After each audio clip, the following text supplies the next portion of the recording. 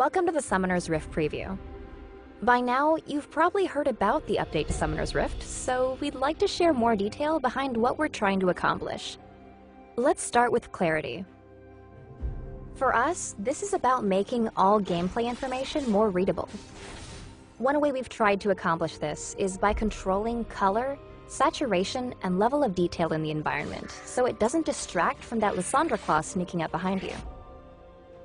In most situations, the first thing you should see is the UI, followed by visual effects, like champion abilities and summoner spells. Then champions, minions, and monsters. And finally, the environment itself. Basically, we want you to be focused on fighting your opponents, not the game. Check out this comparison of the current Rift against the updated version. The navigation mesh, which dictates where you can and can't move, is partially obscured by the environment on the current map. Now the environment's out of your way, making pathable space, flashable walls, and possible ward placements easier to see. Another way we've tried to improve clarity is by making it easier for players to orient themselves. Each jungle quadrant now has a unique theme, so your location is more obvious at a glance.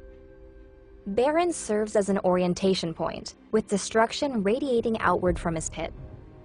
You'll find that the closer you get to him, the more demolished the landscape becomes. For instance, in the West Quadrant, the plant life is full of energy and rock formations are split by Baron's emergence.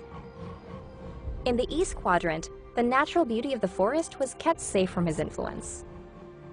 Even though both are home to blue buff, they're visually different enough to let you know exactly where you are. We want Summoner's Rift to be the place we play together for years to come. For this update, we've chosen a handcrafted art style that we think will grow and evolve over time, just like the rest of the game. Thematically, jungle monsters feel much more at home on the Rift, and better communicate their power levels. The red buff, the Brambleback, roars a warning at everyone who walks by, looking ready to pump out damage. Compare him with the Krugs. These monsters' cloistered defensive stance implies their damage-soaking, tanky style. Each jungle camp sports a bit more personality as well. The Merkwolves emerge from their cave, ready for the hunt, and the Gromp is just adjusting to his new weight class. The two bases are just as distinctive. They share similar architecture, but their differences come from animal inspirations. Red base features an owl motif and curvilinear shapes, whereas the blue base is inspired by a stag theme and blockier shapes. In the middle of the map, the two sigils meet, and you can see a side-by-side view of their differences. Red minions wield axes, continuing their curvy shape language, and blue minions carry on their more square traditions, swinging warhammers. These different weapons and armor combine with brighter color saturation to help readability. For Dragon and Baron, we added an element of ceremony, elevating their status beyond that of the jungle monsters. Take a look at Dragon.